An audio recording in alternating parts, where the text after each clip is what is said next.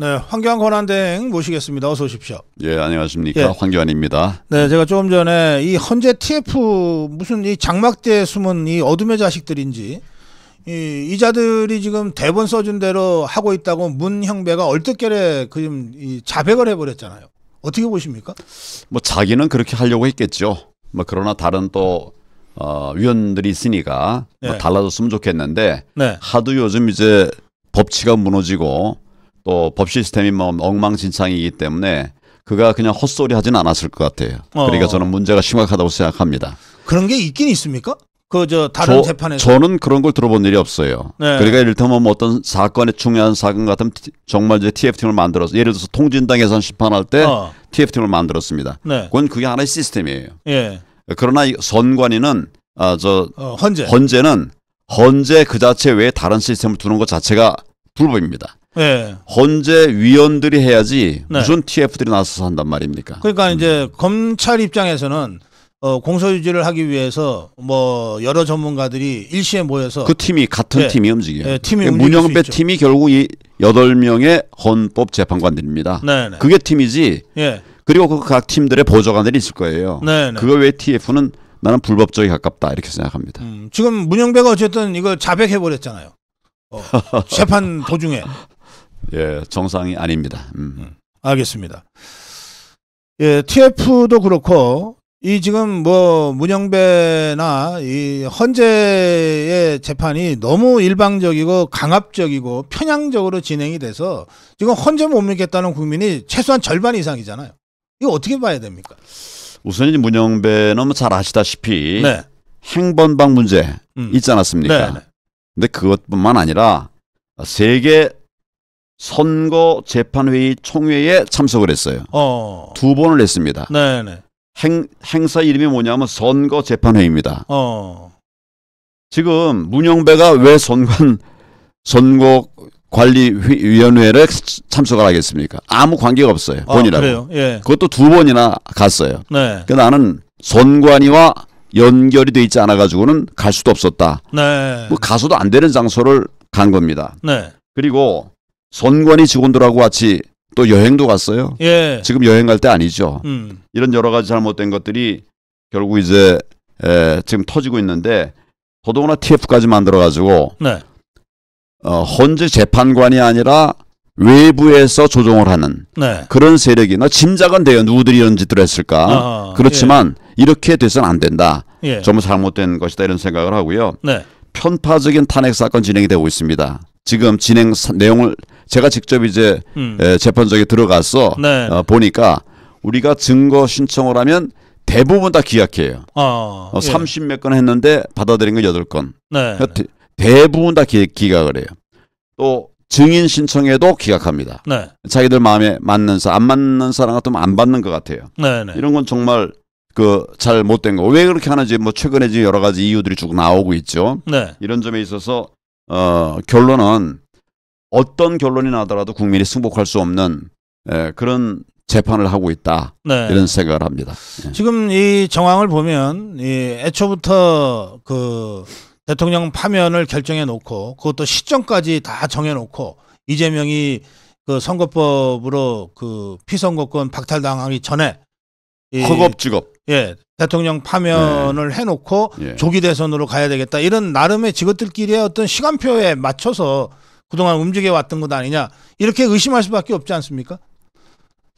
저는 의심이 아니라 확신을 합니다. 예. 아니 어떻게 헌법 재판을 시간을 정해놓고 합니까? 네. 저는 지금 이제 패스트트랙 관련해서 지금 4년째 재판을 받고 있거든요. 4년. 패스트트랙 사건 간단한 사건 가지고 4년 하고 있는데 헌재 사건을 하면서 맨 처음에는 아마 기일을 5번 잡았을 것 같아요. 그렇게 알고 있어요. 일괄 5번 지정했죠. 그러다가 이제 여러 가지 항의하고 그러니까 8번으로 늘렸어요. 네. 끝내려고 그랬어요. 종결하려고 결심하려고 그랬는데 국민들의 원성이 막 정말 파도처럼 이렇게 일어나니까 뭐 이런저런 핑계 대면서 2번 더 했습니다. 10번이 됐습니다. 증인도 그만하겠다 이런 말을 명백하게 했는데 나중에 이제 몇 명을 더 늘렸습니다. 지금 헌법재판이라고 하는 거는 국가의 어떤 존망을 다루는 문제 아닙니까? 그거를 기일을 정해놓고 한다. 이건 말도 안 되는 소리입니다. 증인을 제한한다. 이것도 말도 안 되는 거예요. 네. 하고 싶은 말 다 하게 하고 네. 그리고 증인 다 세워서 네. 정말 국민들이 다 납득할 수 있는 이런 헌법재판을 해야 되는데 지금 현재의 헌재는 거꾸로 가고 있습니다. 그 간첩 재판을 보면 간첩들이 할 말 다 하게 하던데. 할 말 다 할 뿐만 아니라 네. 벌써 교도소에 갔어야 될 사람들이 지금 세상을 활보하고 있어요. 네. 재판을 지연해 가지고 구속기간 만료. 그렇죠. 네. 만료됐다고 해서 또 당당하게 내줘요. 네. 부끄러운 줄 알아야 됩니다. 우리 본래 법에 정해 있는 구속기간은 네. 그 안에 처리하여야 한다는 것이죠. 아하, 예. 그거 지나서 되는 거 아니에요. 네, 네. 지금 그랬던 일도 없습니다. 제가 알기로는 법조생활 제가 40년 넘게 합니다만은 네. 그런 일은 없었어요. 이 문재인 정부 들어와서 특정 목적을 가지고 하기 때문에 재판도 지연하고. 그러면 대한민국은 이 간첩들이 대통령보다 더 대접받는 나라입니까? 제가 간첩 사건 발표된 걸 하나 봤습니다. 네. 2021년도에 네. 이번 4.15 총선에서 자유한국당을 패망케 하고 그 책임을 황교안에게 들씌워 네. 황교안을 정치적으로 매장해라.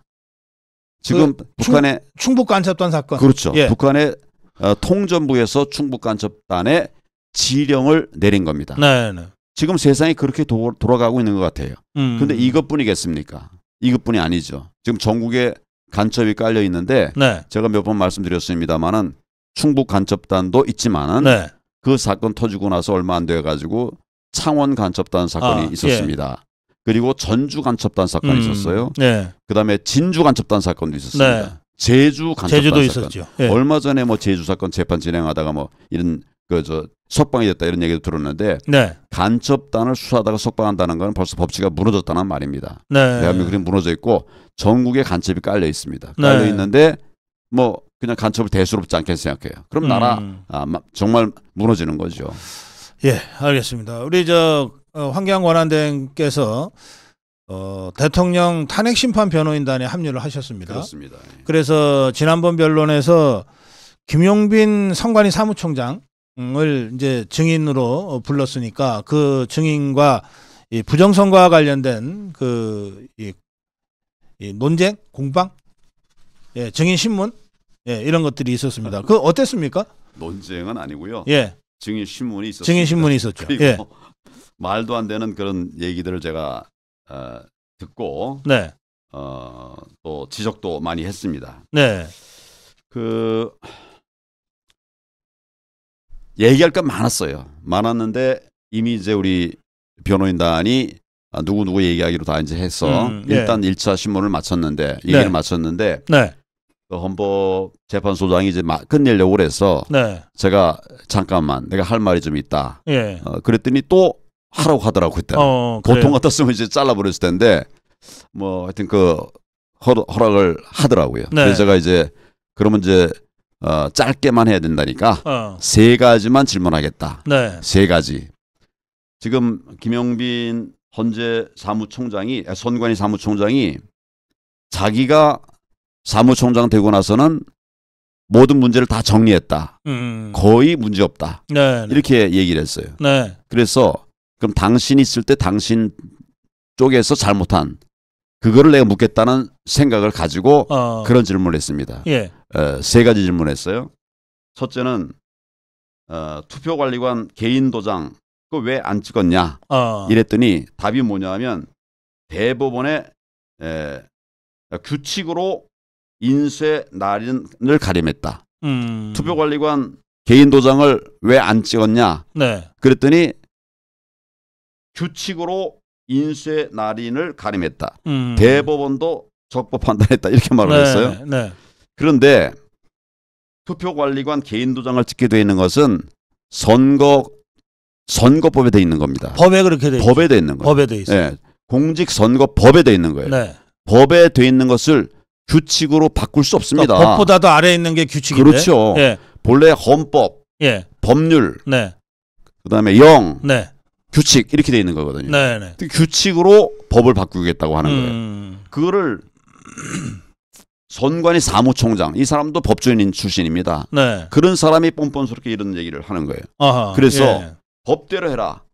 이런 얘기를 제가 지적을 했고 네네. 이 사람은 법을 아는지 모르는지 계속 이제 규칙대로 했다는 거예요. 규칙대로. 예. 이거는 정말 법의 초년생들 저 대학교 1학년생들도 아는 내용을 좀 그렇게 얘기하고 있는 법대 거예요. 1학년생들한테 그런 질문 문제 가끔 내던데 헌법, 법, 그다음에 령, 그다음에 규칙 어느 것이 상위고 어느 것이 우선되냐 이런 거 질문 내잖아요. 하위 법령으로 바꾸겠다고 하는 얘기를 네. 김용빈이 얘기를 했어요.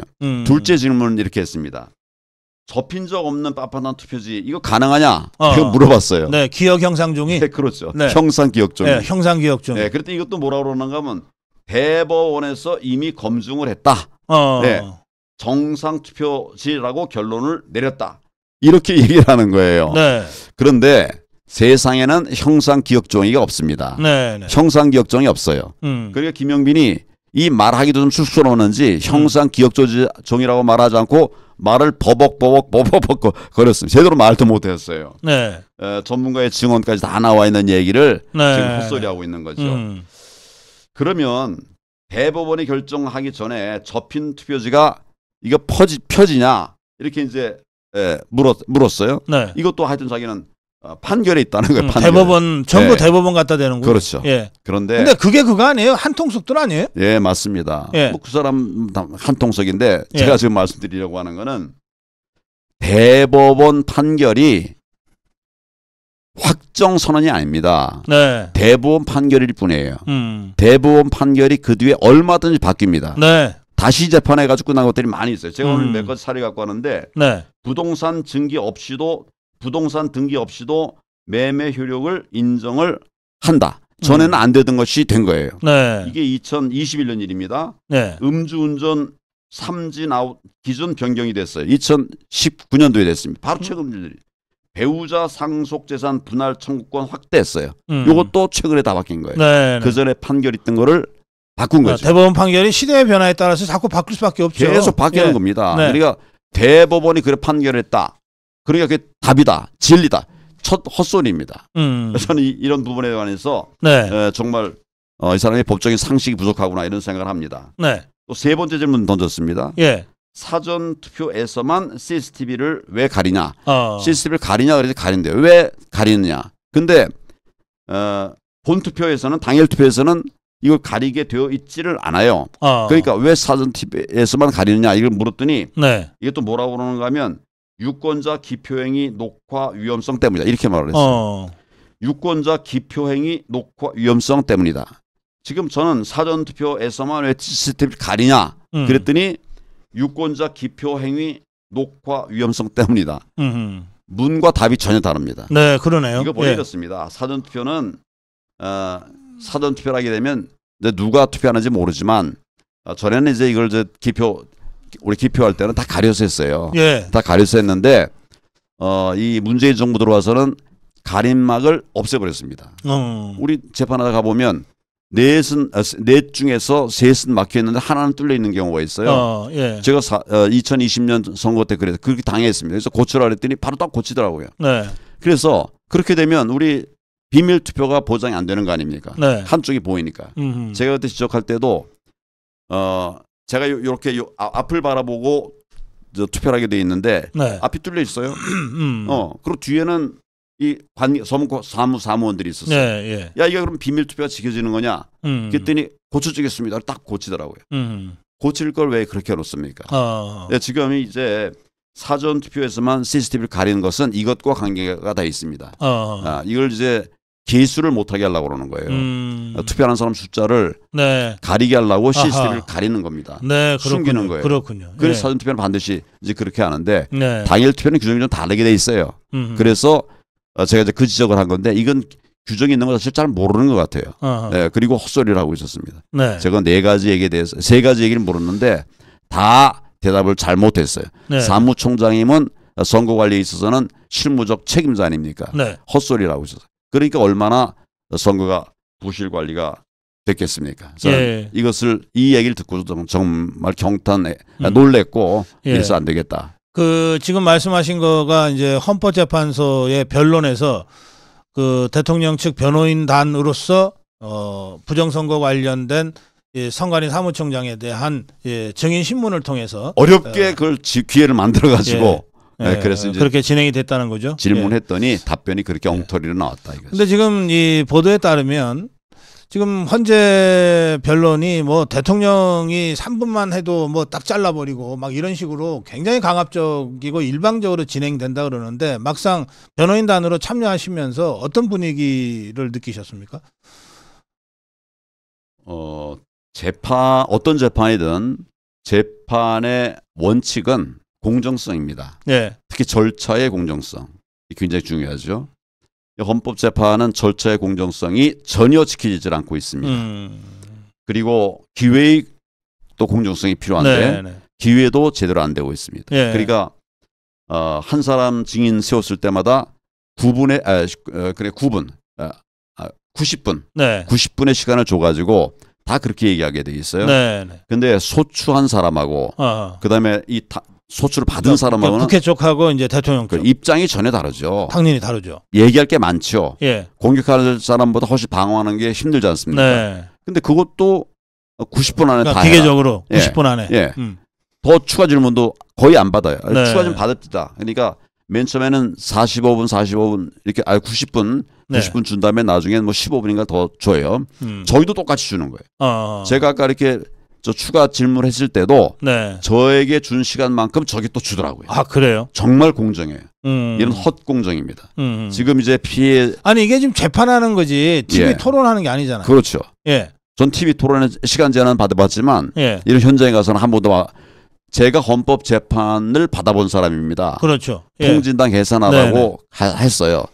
제가 얘기하는 것을 제안 받지도 않았고 하지도 않았습니다. 지금 헌재는 정말 이 모든 절차적 공정성도 해치고 있고 또 피해자의 인권을 전혀 보장하지 않고 있어요.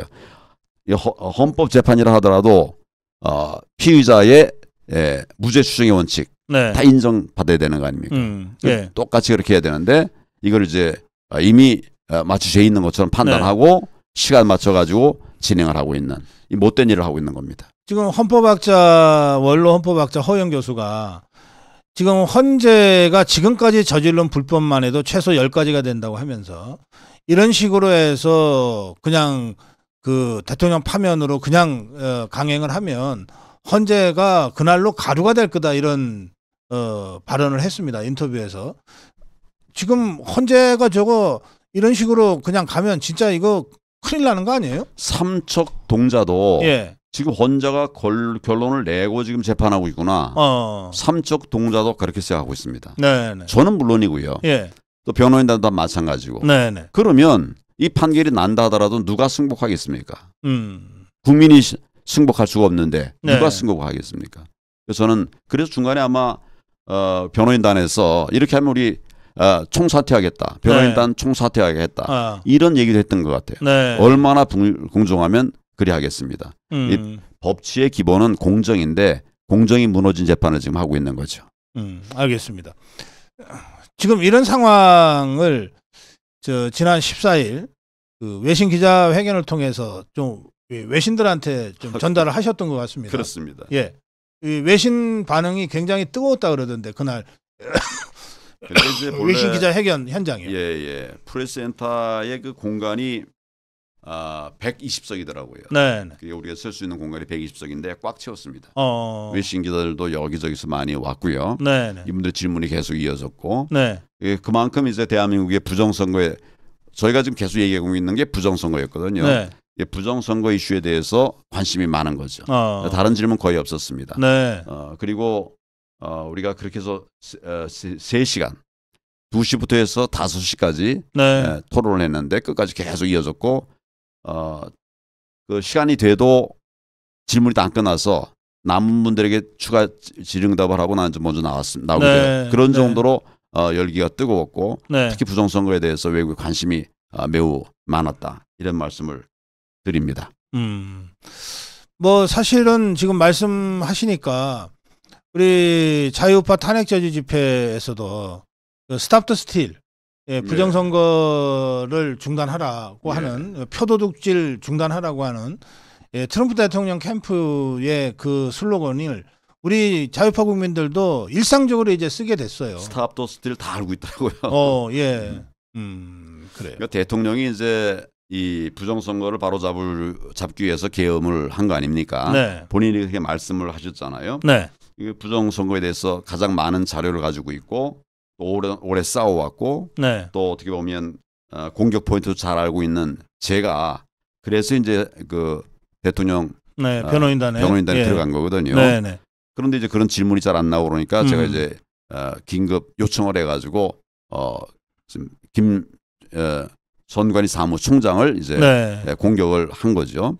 우리가 전체적으로 싸움에 있어서 제일 중요한 거는 포인트를 잘 잡아야 됩니다. 그러니까 싸우는 것도 중요하지만 잘 싸우는 게 중요한데 지금 이제 우리 제가 왜 해외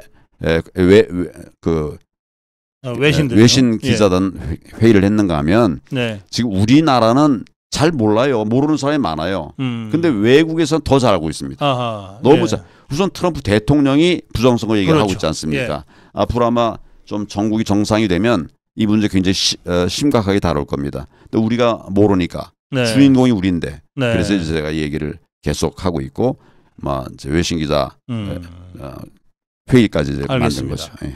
그런가 하면 우리 황교안 권한대행이 윤석열 대통령 석방 100만 서명을 목표로 지금 활동하고 계신데 굉장히 많이 이미 서명을 하셨더군요. 한 20일 정도 됐는데 87만이 넘었습니다.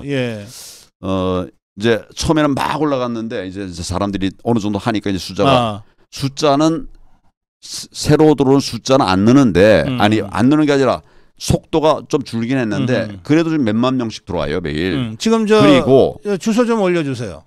그리고 정말 답답하니까 속 터지니까 투표한 사람, 전화한 사람이 또 전화해요.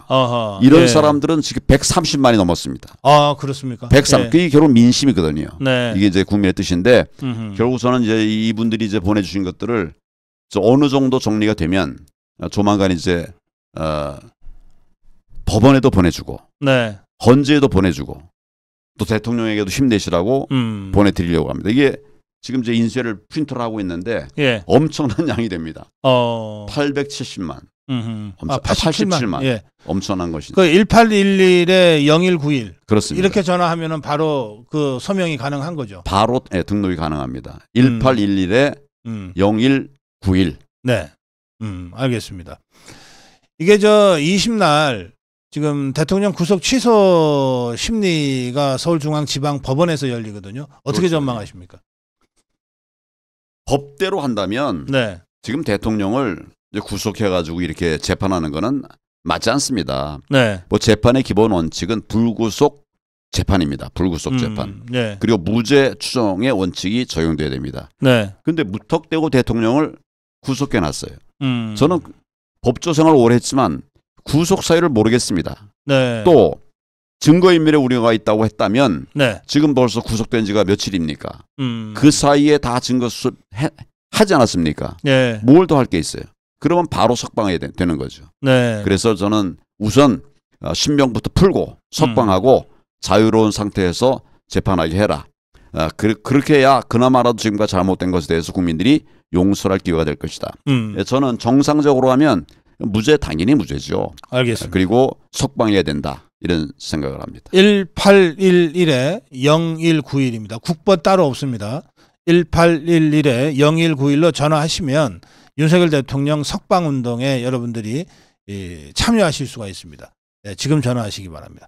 자, 최근에 저희가 오늘 거의 특집처럼 한 80분 가까이를 지난 토요일, 일요일 전국에서 열린 탄핵저지 현장을 동영상과 사진 영상으로 함께 여러분께 이제 보내드렸는데 우리 황교안 권한대행도 여러 탄핵저지 집회에 계속 참여하고 계시잖아요. 그렇습니다. 여러 군데 갔습니다. 그 권한대행님께서 느끼시는 지금의 우리 민심은 어떻다고 전해주시겠어요? 우리가 그동안 모이는 것이 굉장히 약하지 않았습니까? 좌파는 엄청 많이 모였었는데 지난 토요일만 해도 광주에서 집회가 열렸습니다. 광주에서 열렸습니다. 여러 평가가 있습니다만은 제가 보고받기로는 15만 명이 모였다고 해요. 15만 명. 저쪽은 뭐 몇만 명 모였어요. 그러니까 엄청나게 많은 바람이 좀 불고 있는 겁니다. 저는 이게 바로 민심이라고 생각하고 있어요. 네. 민심을 이길 정치는 없습니다. 반드시 윤석열 대통령 석방되고 무죄 받고 국민들과 함께 다시 한번 우리가 꿈꾸던 나라 만들어가는 그 길을 가게 되기를 바랍니다. 특히 이제 개강이 다가오면서 대학가에서도 탄핵 반대, 탄핵 저지 학생 움직임들이 이제 일어나고 있습니다. 당장 지난 토요일 날 서울대에서 했고, 그리고 연대에서 먼저 했고, 그리고 오늘은 지금 11시 반부터 서울대에서 탄핵 반대 시국 선언도 한다 그러는데 우리 젊은 청년 학생들의 이 적극적인 활동에 대해서는 어떻게 보시는지?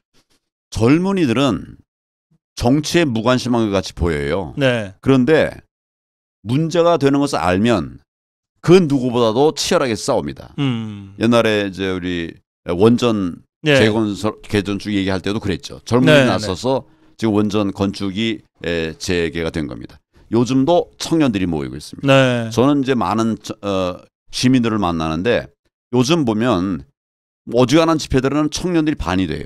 어떤 우리 캠프에서 하는 일 모이면은 뭐 한 100명 모이면 그중 70%가 젊은이에요. 네. 30, 40, 20, 10대도 있고요. 네네. 오히려 이제 연세 드신 분들이 적은데 이분들이 안 나와서 적은 게 아니라 청년들이 많이 나와서 비율이 그렇게 바뀐 겁니다. 아하. 세상 바뀌고 있습니다. 그렇군요. 알겠습니다.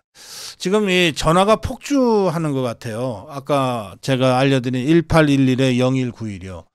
약간 일시적인 장애도 있다고 그러는데 여러분들 지금 갑자기 전화를 많이 하시면 당연히 폭주되고 약간의 장애가 있을 수 있으니까 오늘 하루 중에만 하시면 된다 생각하시고 지금 통화가 안 되면은 조금 기다렸다가 꼭 참여하시기 바랍니다. 본인 참여하시는 것도 중요한데 주변에 알려서 같이 동참하는 것이 더 중요할 것 같습니다. 마무리 한 말씀 부탁합니다. 나라 정말 위태롭습니다. 특히 대통령이 흔들리고 있습니다.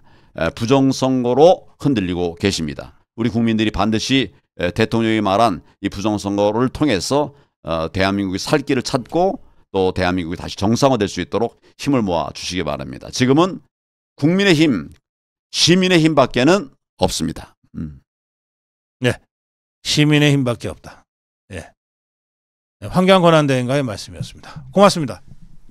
감사합니다.